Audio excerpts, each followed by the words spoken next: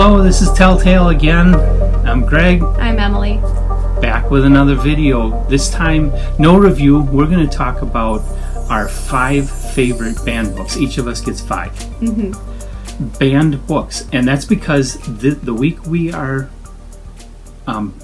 releasing this video is Banned Books Week, which exists to try to bring attention to the fact of all the books that people try to ban for whatever reason from your schools and libraries and even bookstores, usually for political reasons, but it just blows the mind, the sorts of books that people try to ban. And for the reasons. Like, there's some websites that are entirely dedicated to the list. I was looking this up the other day. The list of the reasons why a particular book is banned. Yeah. And some of them are just hilarious. So, and it's worth a Google. Okay. My personal feeling is that no matter how much you dislike a book, no matter how horrible a book may be, no matter how offensive a book may be, I don't think it should be banned. Because there's still something we can learn from it. Even something like Mein Kampf, okay? It's important that we never forget what happened with that. It's important that we understand what happened, how it happened, why we got there, so that we can make sure we never go there again. And we won't understand that if we just try to erase it from history. You know, or books like Marquis de Sade, okay? I actually just read 120 Days of Sodom. Okay. And if you want to get into the mind of a human trafficker, that is an excellent book for it. Okay. It's disgusting. It might be hard to read. There were parts where I actually really skimmed fast because I'm like this, no, never. But one, it sets the stage for modern erotica, and two, you do get a mentality for what a human trafficker might actually be thinking and why they kidnap and why they sell people. Like, the whole morality thing is just really interesting, and the philosophies are interesting.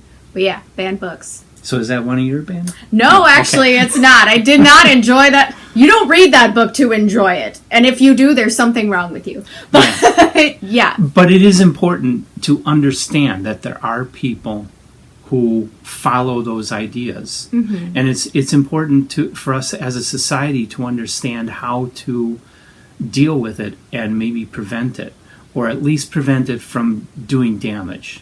So we can't ban those books for that reason. Even books, you know, like I've mentioned The Gold Bug by Edgar Allan Poe, a short story which is extremely racist, to the point where it's, even though I love Edgar Allan Poe's works, that one story was just hard to get through because it's so bad. I consider it the worst story written, but I would not ask that it be stricken from history, because it is important to understand that attitude is what led to the Civil War and has led to a lot of frustrations and hardships and battles and changes in our society. We can't ever forget that. Even the bad parts of history are an important part of history, and they're worth remembering. So, yeah, for sure. And there's also just, like, humans are messy. And I think a lot of banned books were banned because humans were just messy. Like, they had really tough, psychologically disturbing issues and lots of problems and lots of really, like, terrible stuff. Like, humans are not incapable of doing terrible things.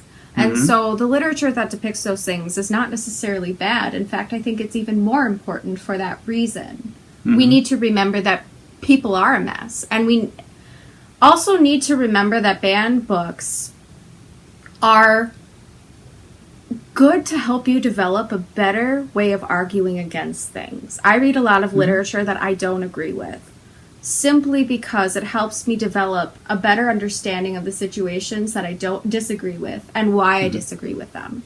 It's just a part of growing, because you don't learn from anything that agrees with you. Right. You just perpetuate biases. So I think it's important to remember that reading all kinds of literature, especially books that have unsavory information in them, still can help you glean a lot of knowledge that otherwise you wouldn't have had if you had just avoided that piece of literature. So. And before you go to try and ban a book, remember what the famous phrase, "Let he who is without sin cast the first stone." Exactly. the room empties out pretty fast. Yes, yes. We all have things in literature that we can resonate with. Even in the worst of literature. It's, yeah. It's just the way it is. So, anyway. It's the way we move forward. So I'll say my first book first is extremely ironic.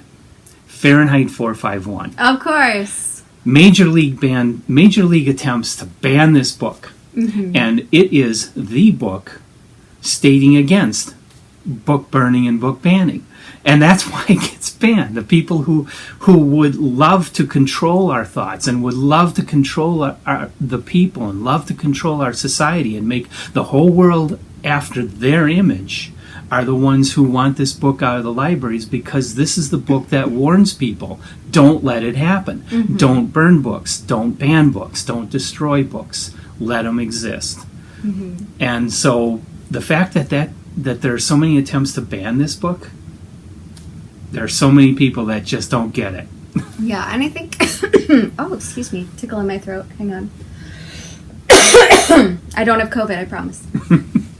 One of the things I think we really need to get back to as well in the banned books is literature is powerful. To remove it is also powerful. So I think that's the whole point of 451, is that literature is powerful, but removing it isn't necessarily a solution either. It does put power in the hands of others, and again, it is very ironic that you choose that as your bad book because it's that's banning books. That's why Bradbury wrote the book, is because of all of the worst societies, the Nazis, the Soviet Union. They all burned books and tried to ban books and try to keep people from reading certain books. It's pretty certain that a society that devolves into a totalitarian state, that there's somebody at the top saying these books should not ever be read, these books should not ever be seen, and try to get rid of them. And that's what Fahrenheit 451 is all about. So the people who are trying to ban Fahrenheit 451, those are the people who are trying to turn this into a totalitarian It's all a conspiracy, state. I promise. But yeah, no, I totally agree with that. And I think, all it proves is that there are people who are afraid to let you think for yourself. And I think thinking for yourself is probably even more dangerous than literature. Yeah. And of course, literature is the means in which you use to perpetuate an idea. So it just it does kind of fall into that category of irony of ironies. And also, you just know who the bad people are when they're trying to ban a book about banning books. So just speaks to the essence and spirit of the issue. Yeah. So it's your turn. All right. Mine's fairly recently banned. To Kill a Mockingbird. This is a Harper Lee. I did not actually read the sequel thing that came out for this. I'm not interested to Set a in Watchman or something. Yeah, like that. I'm not I've interested got it. in I it. want to read it. I'm curious. Okay, I'm not interested in it just because I think this is such a good standalone story. It does. It didn't need any sequel to it. And I failed to understand why people wanted to ban it. They wanted to ban it because it's racist. But the whole point of the book is to expose racism.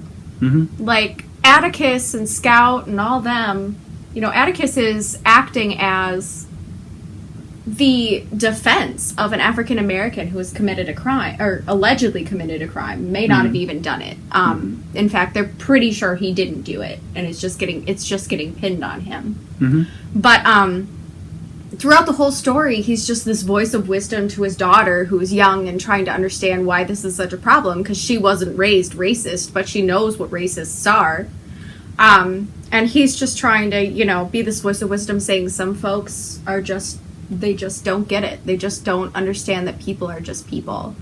This is another one that's ironic, because when it came out, of course, the people who wanted to control the blacks, of course, hated this book because it proposed that we not act that way and that we give everybody their civil liberties. And then in 2019, they wanted to ban it again because it says the N-word and was bad for the morale of African American students. So the book's So kind of it just damned if can't it does, win. damned if it doesn't. Yeah. Yeah, so it's like you can't tell a moral and use actual, language and use actual, instances that could be based on truth or Right. were based on truth to tell a story. Like this is that just seems silly to me. Like why wouldn't you? Yeah.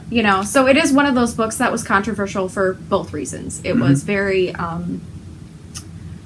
the racism issue went to both sides, and that actually speaks volumes, I think, to our country, where even today, like, it's still very, very polar opposite. One extreme or the other, that people don't do or don't like this book. I particularly love this book. I love the do character too. of Scout. I think she is she's a good character for a coming of age story, especially about social justice. So I still think every kid, I'm glad that there are so many schools that make this required reading.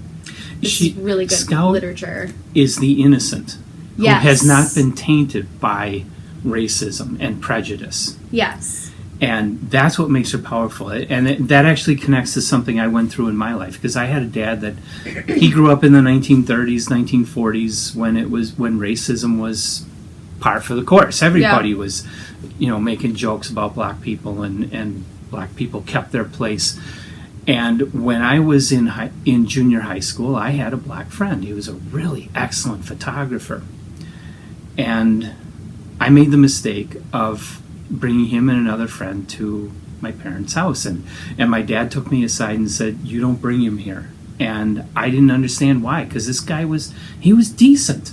He was nice. He came from a nice neighborhood. I met his parents. His parents were nice. They had good jobs. They didn't come from the slums. They didn't come from the ghetto, And it wasn't a character issue at all. That's the Yeah. disheartening part. I mean, it wasn't about the character. he was just a good person. Okay, so he had a different skin color. Why did that make it where I couldn't be friends with him? And that was hard for me to take. And so then I read this in high school, and I could connect with Scout because she was this innocent person who didn't understand all this prejudice and having to face it and try and come to terms with it. Yeah, and she was also very intelligent, so she could put two and two together. Another thing that I think is interesting that's not often brought up in this book is righteous murder.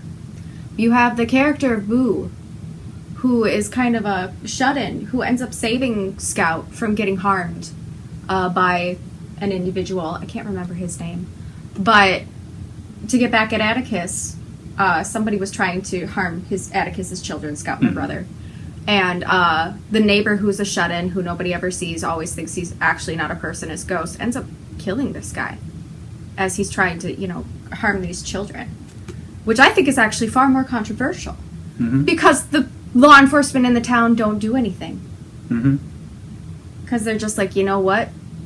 He saw some kids getting hurt, we're just going to let it slide. Like, that's far more controversial to me even than the issues of racism in here. Because the issues of racism in here are like, they're very obvious. They're very, they don't sugarcoat it. And racism was bad. This book does a good job of saying it was bad.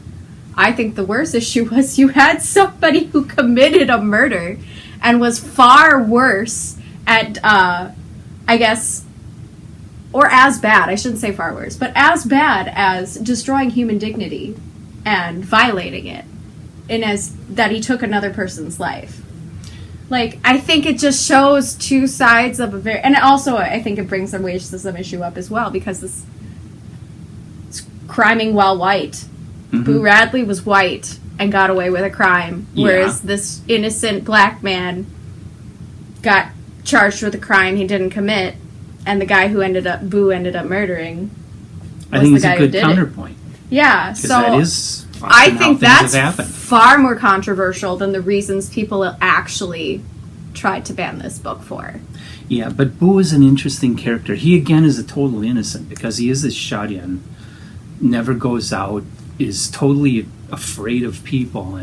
And in the book, something that doesn't really translate into the movie is the gothic feel of Boo and his house, and it's like this haunted house, and he's named Boo like he's a ghost. Nobody ever sees him. He's made out to be some kind of mysterious monster. Yeah, nobody's even sure he's real. He's Yeah, just so a that phantom. aspect reads like a total horror story, like Stephen King or something through the book, until he ultimately is brought out and shown not to be a monster. Mm-hmm. And I think that's a good point too, because he's somebody who was afraid of the world, and so was Shadian, and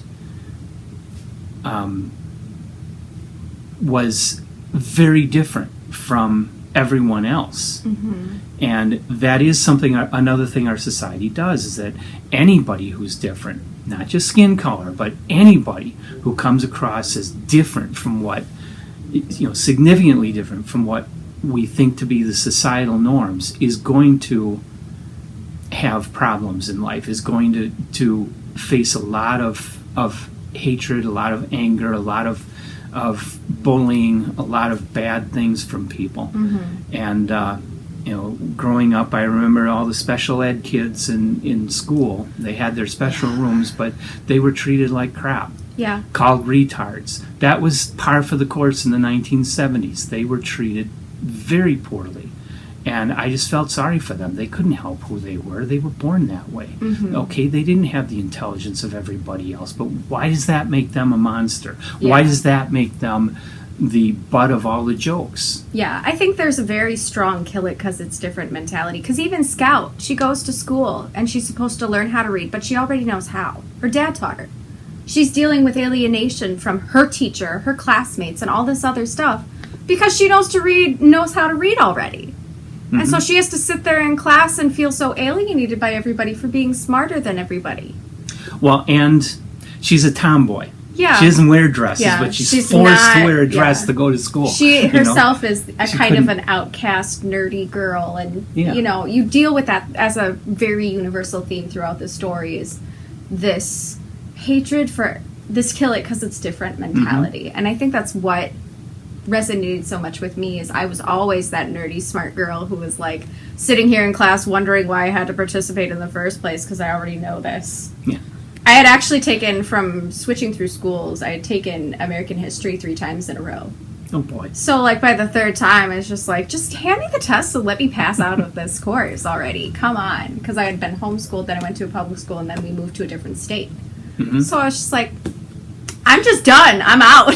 Like, just give me an A already. Come on, I've done this 3 times. Mm-hmm. And they all say the same stinking thing anyway. So, again. But yeah. I could really resonate with that character a lot just for those reasons, but this book is controversial. I think it has more controversy in it than people realize, and I think the reasons they chose to try to ban this book are very silly compared to all the different things they could have chosen that are controversial in this book. But there again, it's a challenging book that It forces is. you to think and forces you to question Makes you feel the white things guilt. that are accepted. Yeah, and it makes you feel white guilt. People who are white don't like feeling like that. No. It's nobody wants to feel bad about who they are as a race. But irony of ironies, don't be racist. Because nobody should feel bad about who they are as a race. Yeah, don't treat They're the born other guy that that way. way either if you don't like it. Yeah, so that's my soapbox for that one. Okay. I'm going to move along to mine then.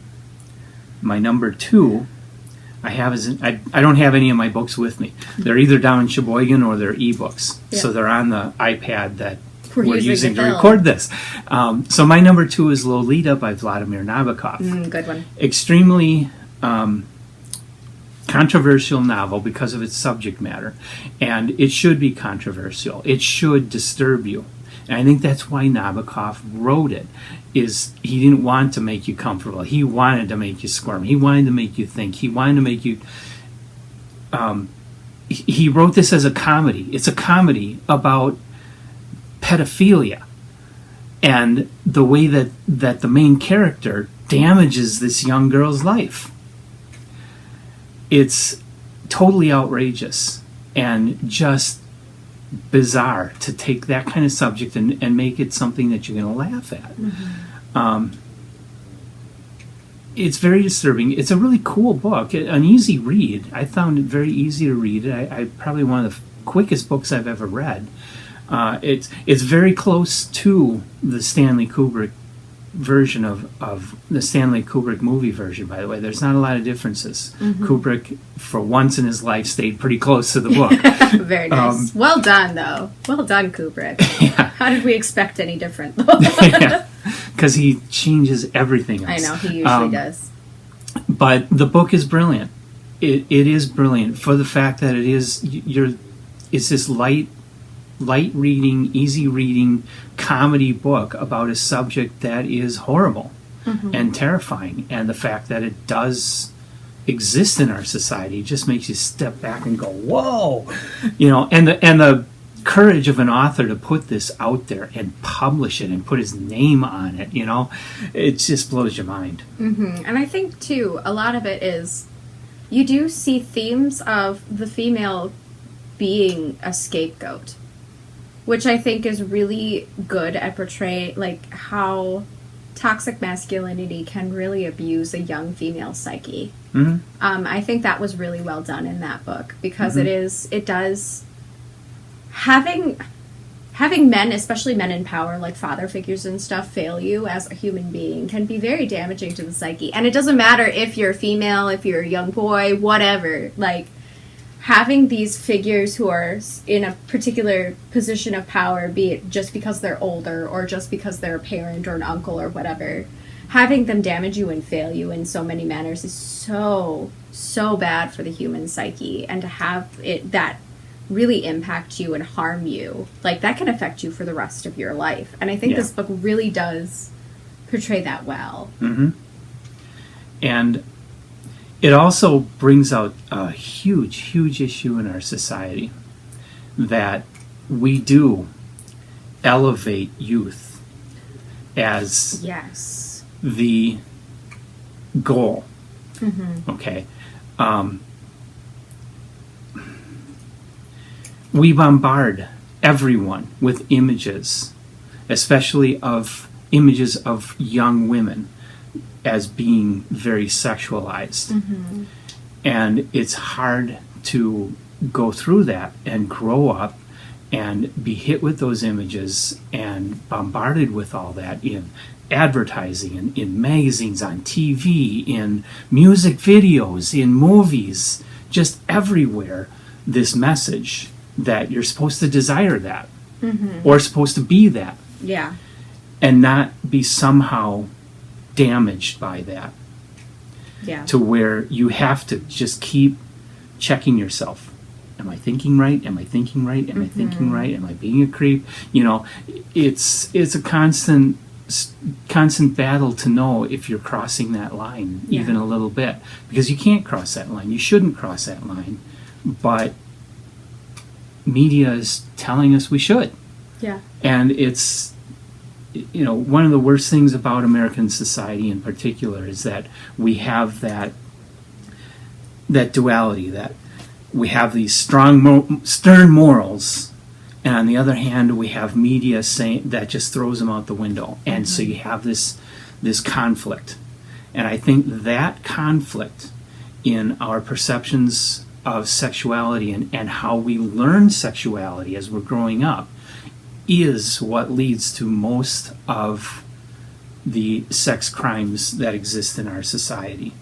The fact that we're telling people you should like this, and then we're saying no, you're evil for liking this, and it just you should messes achieve up. this. Yeah, like a lot of people see this as a conquest. I had a conversation not too long ago with a friend of mine who's like, we have this issue where a lot of, if older men have a younger female, they're rewarded for that. Like, people really honor an older guy who has a younger wife or a younger girlfriend, but that female is said they had daddy problems. Yeah. And then we bring up the issue of, babe, why is it her fault that the father failed her and all that other stuff. But you do have these two taboos clashing with one another, where basically what it is I theorize that there is a deep-seated hatred of women, young women. I don't think older women are as hated. I think they're honored a little bit more, but young women, we're caught between wanting to protect the young and keep them innocent, but shaming them for it at the same time. Yeah. And that makes absolutely no sense to me. That's like one of my biggest things with parenting. Parents who are always like telling the kids, don't say that word, don't do this, don't watch that movie, but you're constantly shaming your kid for being naive. But you're protecting them from all these things that will prevent them from being naive anymore if you explain it well. Mm-hmm. So it's like, and then a lot of it too is it gets blamed on the young person. In this case, it's the young girl. A lot of it gets blamed on her. Oh, yeah. Her being thought, you know, she's just being crazy or, you know, whatever. And you're just kind of sitting here like, but he's the one who's doing everything. He's doing like all the pursuing, basically, in this whole thing. Like he's just having these imaginings that this person is attracted to him. And it's like, fuck off, dude. So, yeah. It's a great feminist work if you really think about it. Yeah, it is. Because early on in Lolita, she's, of course, portrayed from the perspective of, I forget the guy's name. Yeah, I can't remember either. He has an interesting name. Hubert something or something like that. Anyway, you get this vision initially of this girl that she's just this totally attractive sexual object. But then after that, it's like she's just constantly telling him no, constantly trying to get away from him, constantly trying to get him to stop, and he won't. And she's nice enough that she tries to please him. Tries to have tact. Yeah. And tries to make the best of the situation where this guy just won't leave her alone. But she's a victim all the way through it. Initially, she's portrayed as his downfall, but it's really just his attitudes that are his downfall, and he destroys this young girl until, thankfully, in the end, well, I won't say it. Yeah. In the end, things turn out better for her, but... Yeah, it's still really an interesting story, and I think it is such a good example of how toxic masculinity can get in Western culture. I'm not just saying, like, this is from a very Western perspective. A lot of cultures have very toxic masculinity for different reasons, religious affiliation, whatever.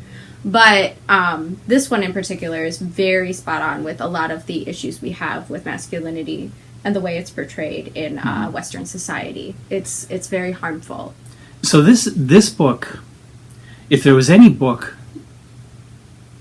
that you could look at and say, okay, censorship is justified, this would probably be one of them, because the surface morality of this book is bad. But this is one of those good examples where we need to understand this kind of behavior. We need to understand these characters. We need to understand this guy and what's motivating him, because we need to try and improve our society. We have to figure out what's wrong with this person and then see where that's reflected in us. And I think there's a lot of things in that book, too, that females do to young men as well. There's a lot of ways that older females, like the cougar, the cougar, like this isn't just a book about, you know, men. This isn't a man-bashing book. What it is humans do have these tendencies because of this issue in our society, that there is this truth in beauty, and that beauty is meant to be pursued and it wants to be pursued. And I think there are a lot of females who have that issue as well, who are older, who always want to pursue younger men or beautiful men, or even for themselves to try and like improve their appearance to the point of being destructive. So I think it brings up that morality issue very well, and kind of doesn't discuss it in those specifics, but you can definitely see where the trails lead to this concept of what is beauty and why do we pursue it so harshly. Yeah. So, very well. That's a really good book. Okay, so you're number 2. Number 2, Catcher in the Rye. I've never read this one. Okay. So you go for it. This kid, like, this is controversial because it does bring up a lot of, like, mental health things. This kid basically has a mental health break, runs away from school, doesn't tell his parents, his teachers, anyone where he's going, sells a bunch of his school stuff to, you know, companions or whatever, and just, like, he's hopping from club to club, trying not to get carded, getting drunk, doing drugs, trying to, like, he basically tries to hire a prostitute and all this other stuff. Just basically rampaging through New York, trying to figure out meaning. So, because of this, like, psychotic break he kind of had. where he just can't stand what his life is now and doesn't know what to do. So it's a kind of a coming of age story where it doesn't actually in the end get very resolved, I feel. But it is controversial in that it kind of glorifies this kid's actions of having the psychotic break, leaving school, and then running through New York, going to clubs and strip clubs and hiring prostitutes and trying to, like, fill this hole in his heart and trying to, like, figure out why he's dealing with all these issues and just all over the place. And so it is a very difficult read, I think, for people who do suffer from addictions. I think it's a difficult read for people who do have mental health issues, just because there are some things in here where it's easy to resonate with. I suffer from depression. There were a lot of moments where it's like, I totally get why you're feeling what you're feeling and why you're saying that and why you're choosing to do this to numb that issue, you know, kind of thing.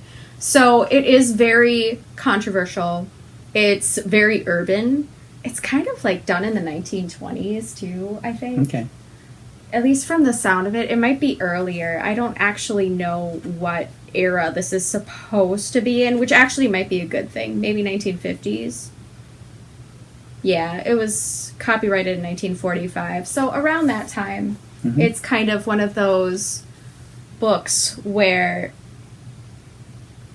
I don't know, like the mental health status of this kid and the things he chooses to do, because he's only like, he's like 15 or 16 or something. He's pretty young. It's not even like he's 17 or 18 or on the verge of it. He's like not quite there yet. So he like, oops, I'm sorry, flinging this book around. But hit me with the book. Threw the book at me. Threw the book at you. The banned book at you. So it is controversial just because you've got this really young teenager making a lot of adult decisions, trying to like fill this void of this, either run from these emotions or fill the void he's feeling within. Okay. So it's like if a middle schooler just decided to go to a bunch of crack houses and strip clubs and try not to get carded and stuff. It's in New York City. No teenagers ever do that. No, never. But I think that's the point, though, is that this is actually a pretty solid reality of what kids do to deal with all their crazy mental health issues during hormone changes and, like, their sexual urges. And it's like he's going through this big transition in his life at a boarding school with wealthy parents who don't seem to care about him. And he's just thoroughly convinced that no one ever will care. So he just kind of goes wild and does whatever the heck he wants. Yeah.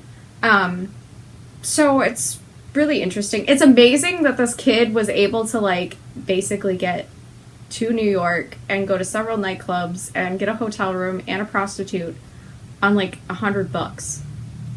But it was, like... Okay, 1945. I know, but, like, that was really impressive to me and should be much more controversial. It was a different time, a very different time. I don't know that you can even get a hotel room or a hooker less than $100. Maybe you can. I don't know. No. I don't live that kind of life. But yeah, it just was really controversial. But I think it's actually really accurate. Okay. I think a lot of kids do this part. We do have a huge party culture, especially in Wisconsin, unfortunately. We do have a huge underage drinking issue. We do have a lot of drug culture. We do have a lot of human trafficking, you know, just in our half of the state alone. Yeah. Being near Green Bay and things like that. So it doesn't surprise me that the demand for these things would be from young people. So it's just really interesting and eye-opening. It's not a culture I would have done when I was in middle school. No. You know, not something I would have done, but I definitely resonate with the feelings of wanting to. This kid was just bold enough to do it. So, yeah, I think that's why it was mostly controversial. It's just adult situations with this really young person who... Yeah. And that, when I was in school, never read this, never read any Judy Blume, but when I was in school, that book and anything by Judy Blume were the number one targets for being pulled from school libraries, because they were dealing with these controversial issues that really young people were trying to figure out. And I don't know how parents are today. In my day, they didn't talk about these things. They didn't talk to you about it. If you had these questions, they were very uncomfortable talking to you about. sex or, drugs. It was just, don't do it. If you have parents from the 60s and 70s, they were really uncomfortable talking about it because they did it. That was my issue, because a lot of my friends are like people who had parents from the 60s and 70s. If they had older parents, they wouldn't talk to their kids about it because they'd done it already and they didn't feel like they could. See, and that generation was intending not to be that way. They were intending to be more open and talk about things more. So that surprises me. Oddly enough, yeah. My parents came from the 1940s and 50s. You can imagine what they were like. Good times. Yeah, and I think a lot of it is personality too. Like, this kid really just took it to the extreme, or as much as he could. A lot of it he chickened out on halfway through, or he was drunk and like couldn't do anything sort of situation. But I think he's he's typical and atypical. I think he's atypical in that he had the means and did go through with it. I think a lot of kids these days don't have the means to go through with a lot of the things they want to do and try and experiment and deal with. But I think he's typical in that a lot of kids go through these sexual feelings. They go through this confusion, this emotional turmoil of nobody cares about me. You get rejected by your first girlfriend and suddenly the world falls apart because we're all having these immature romances. And that's really all this book portrays, is that he took very typical feelings and acted on them. And they were all immature romances, with the romance of being drunk and the romance of drugs, the romance of, prostitution and being, having sexual experiences and stuff like that. It just really, and especially for a young male psyche, again, we deal with toxic masculinity, especially in that time. You became a dad and hard worker, and you had the American dream of 2 kids in a house with a white picket fence. So I could see that pressure happening. But it's still a really good read. It's very relatable if you have mental health issues. Thoughts of suicide in that are a little prevalent, so there might be a trigger warning with that as well. So just letting y'all know. But yeah, it's a pretty good coming of age story, because by the end it doesn't get resolved, but you see that he's having moments of clarity by the end, where he's just kind of there are things to be happy about. There are things that are beautiful in this world, and just because I don't feel it doesn't mean it's not true. So is it a spoiler if I ask, what the hell is The Catcher in the Rye? Is this I always thought this was a baseball book. There are references, like Field of Dreams. There are little references and allusions to it, but it really isn't an overarching theme per se. Okay. Yeah, it's just kind of briefly mentioned. So the title is very obscure almost for the story. And I don't fully know or understand the meaning of it. I'd have to check it out sometime. We should do a video sometime on that. Yeah. That'd be fun. That would be interesting, because my whole life Let us I've know if you want that video. It must be like Field of Dreams, just a baseball book, and I always wondered why anybody would want to ban a book about baseball. Yeah, it's not at all about baseball. I mean, it's mentioned because, baseball is America's pastime, and so, of course, you're in New York. Okay. You can assume what baseball team they prefer. It's either Yankees or Boston Red Sox, who are kind of an underdog. Uh-huh. Actually, back then, I don't think they were. I think they were much better. Anyway, I don't know enough about sports to really have an opinion. Me either. So our banned books video was supposed to be one video, but it ran really long, over an hour. So I'm cutting it into 2 parts. Both parts will be released this week. Instead of releasing the whole thing on Friday, I'm releasing this first part on Tuesday. The second part will follow on Friday. So come back Friday for part 2. It's 3 days from now. Come back and see part 2 of the video. Thanks.